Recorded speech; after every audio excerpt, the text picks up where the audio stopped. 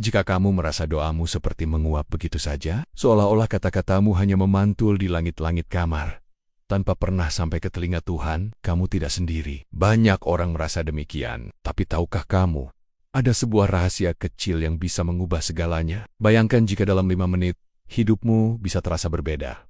Terdengar mustahil? Tidak juga. Karena rahasia itu ada dalam satu kata sederhana, ketekunan. Firman Tuhan berkata dalam Kolose 4 ayat 2, bertekunlah dalam doa.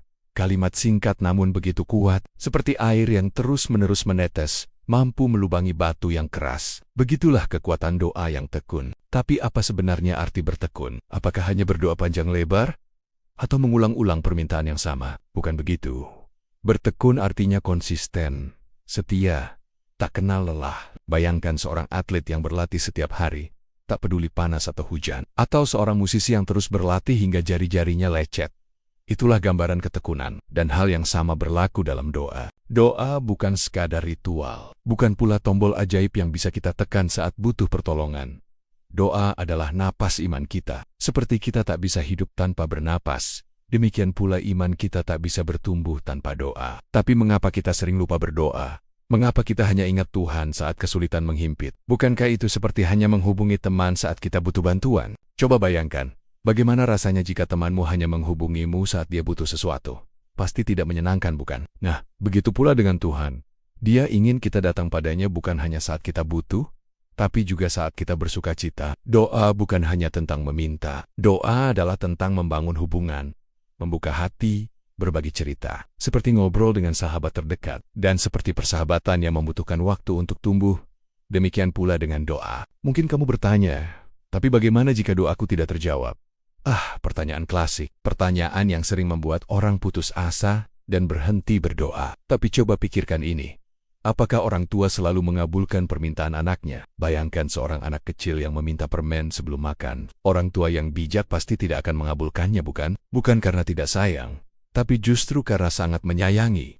Tuhan pun demikian. Dia tahu apa yang terbaik untuk kita, bahkan ketika kita sendiri tidak tahu. Jadi, jangan putus asa jika doamu belum terjawab. Mungkin Tuhan punya rencana yang lebih baik. Mungkin Dia sedang mempersiapkan sesuatu yang lebih besar. Atau mungkin jawaban itu sudah ada di depan mata, tapi kita terlalu sibuk mengeluh hingga tidak menyadarinya. Ketekunan dalam doa bukan berarti kita harus menghabiskan berjam-jam berlutut. Bukan pula berarti kita harus menggunakan kata-kata yang indah dan puitis. Ketekunan adalah tentang konsistensi, tentang menjadikan doa sebagai bagian dari rutinitas sehari-hari. Mulailah dengan hal-hal kecil. Ucapkan syukur saat bangun tidur.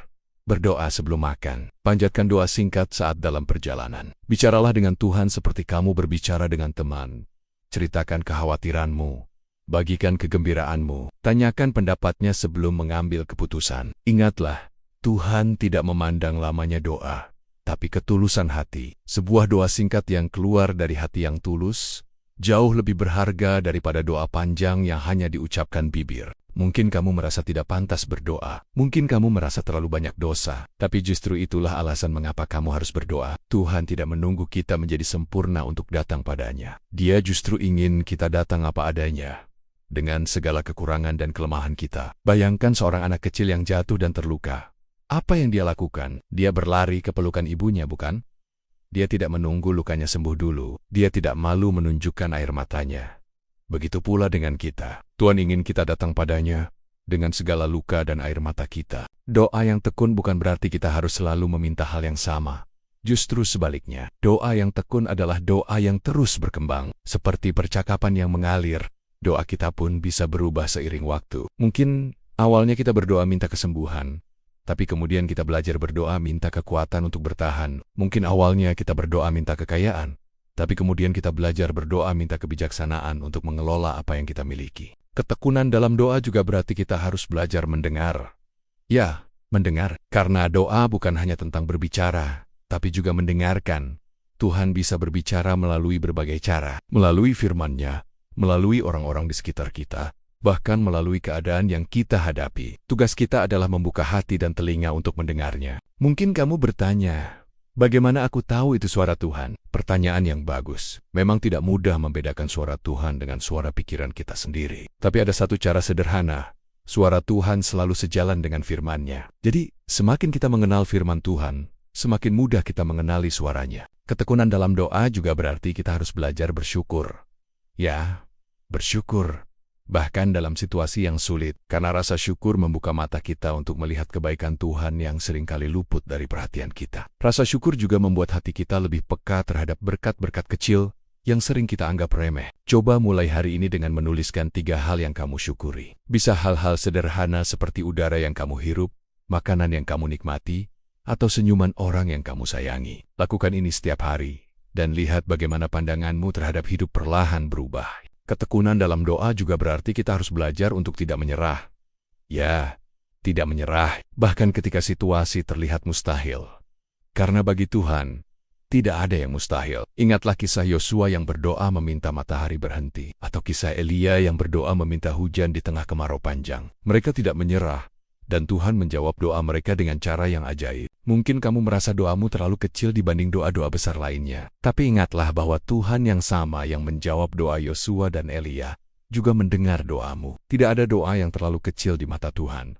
Setiap doa yang keluar dari hati yang tulus adalah doa yang berharga di hadapannya. Dan Ia akan memproses doamu sesuai kebutuhanmu dan bukan keinginanmu. Jadi, mulai hari ini, mari kita bertekun dalam doa. Mari kita jadikan doa sebagai napas iman kita. Mari kita berdoa bukan hanya saat kesulitan menghimpit, tapi juga saat sukacita melimpah. Mari kita berdoa dengan konsisten, dengan tulus, dengan penuh harapan. Ingatlah, setiap doa yang kita panjatkan adalah batu bata yang membangun hubungan kita dengan Tuhan.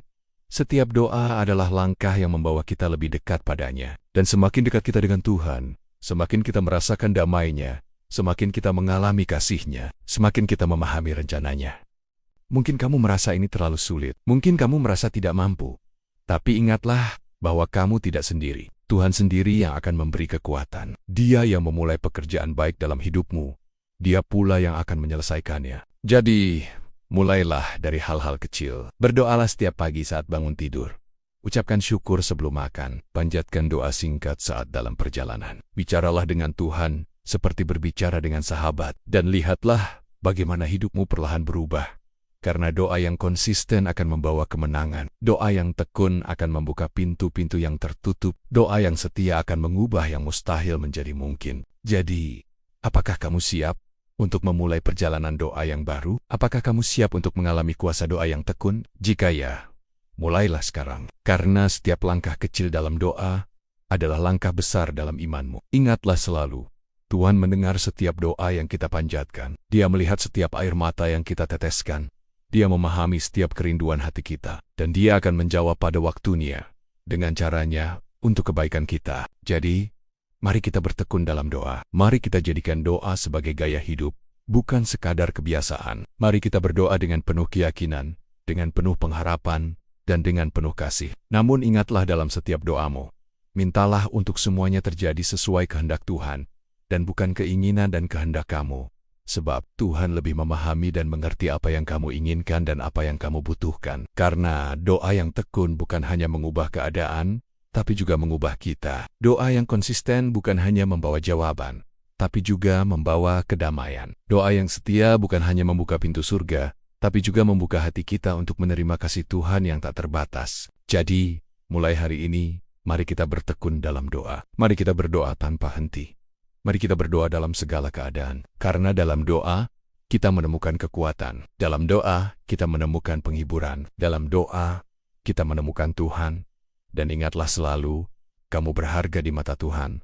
Doamu berharga di telinganya. Jadi, jangan pernah ragu untuk datang padanya. Jangan pernah berhenti berdoa. Karena dalam ketekunan doamu, terletak kunci kemenanganmu. Sekarang, bagaimana pengalamanmu dalam berdoa? Apakah kamu pernah mengalami jawaban doa yang luar biasa? Atau mungkin kamu sedang bergumul dalam doamu saat ini? Yuk, bagikan ceritamu di kolom komentar.